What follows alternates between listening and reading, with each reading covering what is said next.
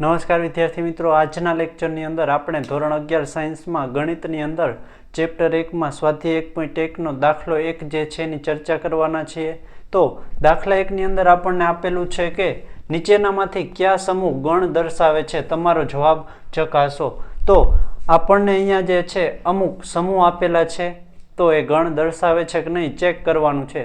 તો આપણે આગળના વિડીયોની અંદર જોઈ ગયા કે ગણ એટલે શું, તો એવો સમૂહ કે જે સુવ્યાખ્યાયિત હોય, તો એવા સમૂહને ગણ કહેવાય। તો આપણે જોઈએ કે સૌથી પહેલા આપણને જે છે આપેલું છે જે અક્ષરથી શરૂ થતા અંગ્રેજી કેલેન્ડરના વર્ષના તમામ મહિનાઓનો સમૂહ।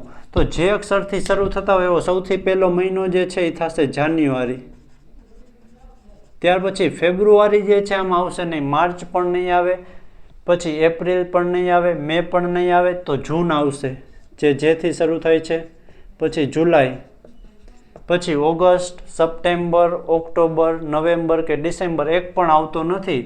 તો આપણે અહીંયા 3 જે છે એ મહિના આવે છે એને આપણે દર્શાવી શકીએ છીએ સુવ્યાખ્યાયિત સ્વરૂપે કે આ ગણની અંદર 3 જ સભ્ય આવે છે। તો આ સુવ્યાખ્યાયિત રીતે આપણે દર્શાવી દીધું છે, એનો મતલબ આ જે છે ગણ છે, તો ગણ દર્શાવે છે અહીંયા।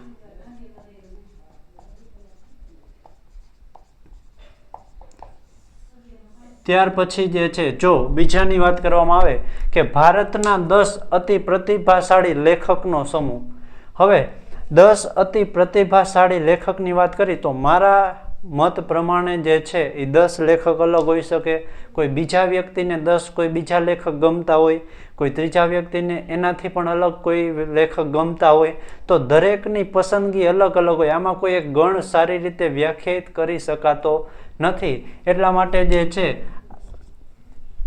બીજું જે છે કે ભારતના 10 અતિ પ્રતિભાશાળી લેખકોનો સમૂહ એ ગણ દર્શાવતો નથી।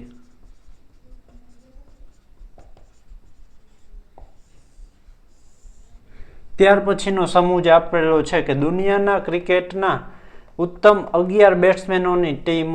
તો દુનિયાની અંદર જે છે ક્રિકેટના 11 બેટ્સમેનો ઉત્તમ જે છે એ મારા હિસાબે કોઈ અલગ હોઈ શકે, કોઈ બીજા વ્યક્તિને બીજા કોઈ ક્રિકેટર ગમતા હોય, ત્રીજા વ્યક્તિને જે છે એને પણ અલગ ગમતા હોય, તો દરેકની પસંદગી અલગ અલગ હોય। તો આમાં પણ જે છે આપણે સમૂહને સારી રીતે વ્યાખ્યાયિત કરી શકીએ નહીં, કેમ કે દરેક વ્યક્તિની પસંદગી અલગ અલગ હોય।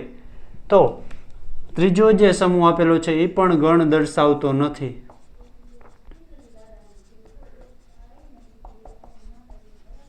ત્યાર પછી ચોથું આપેલું છે તમારા વર્ગના બધા જ છોકરાઓનો સમૂહ। હવે તમારા વર્ગના બધા છોકરા આપણે ગણી, ધારો કે 9મા ધોરણની કે 10મા ધોરણની આપણે વાત કરી, અથવા તો 11મા ધોરણની વાત કરી, તો 11મા ધોરણના ક્લાસની અંદર જે વિદ્યાર્થીઓ 30 બેઠા છે એ મારા માટે પણ એ 30 લોકો જ હશે, કોઈ બીજા વ્યક્તિ માટે પણ 11મા ધોરણના એ 30 જ લોકો હશે।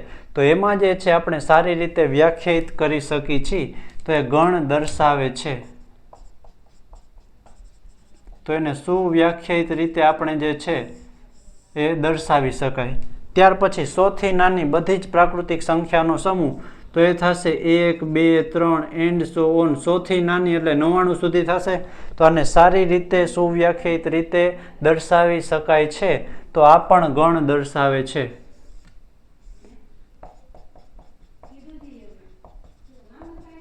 ત્યાર પછી જે છે કે લેખક મુનશી પ્રેમચંદે લખેલી બધી જ નવલકથાઓનો સમૂહ।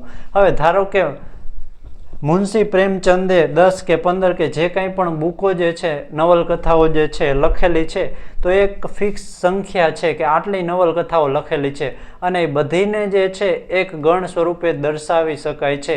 તો બધી જ બુક જે છે એ સારી રીતે વ્યાખ્યાયિત કરી અને સમૂહમાં દર્શાવી શકાય છે, તો તેથી આ ગણ દર્શાવે છે। ત્યાર પછીનું આપણને આપેલું છે બધા જ યુગ્મ પૂર્ણાંકોનો સમૂહ।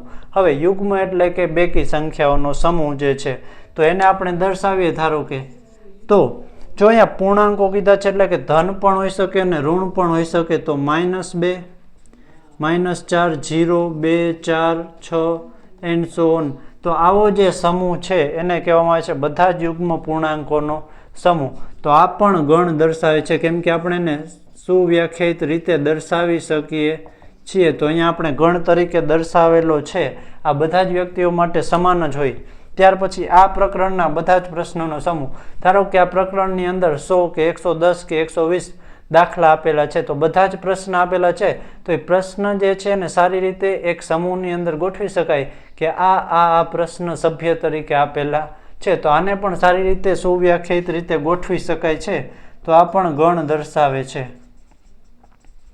અને ત્યાર પછી જે છે દુનિયાના ખૂબ જ ભયાનક પ્રાણીઓનો સમૂહ. હવે ધારો કે મને જે છે સિંહ બહુ ભયાનક પ્રાણી લાગતું હોય, બીજા કોઈ વ્યક્તિને જે છે વાઘ બહુ ભયાનક પ્રાણી લાગતું હોય, ત્રીજા વ્યક્તિને જે છે એ ગરોળી કોઈને ભયાનક લાગતી હોય, તો દરેક માટે ભયાનક પ્રાણી અલગ અલગ હોય.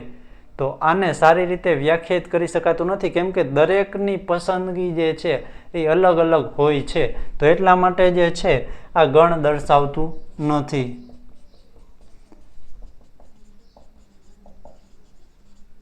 તો ખૂબ જ એવો સરળ પ્રશ્ન હતો. અને કયા જે છે સમૂહ ગણ દર્શાવે છે અને કયા સમૂહ ગણ દર્શાવતા નથી એ આપણે સારી રીતે સમજી શકીએ.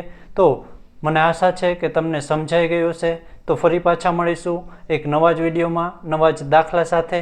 તો થેન્ક યુ વેરી મચ.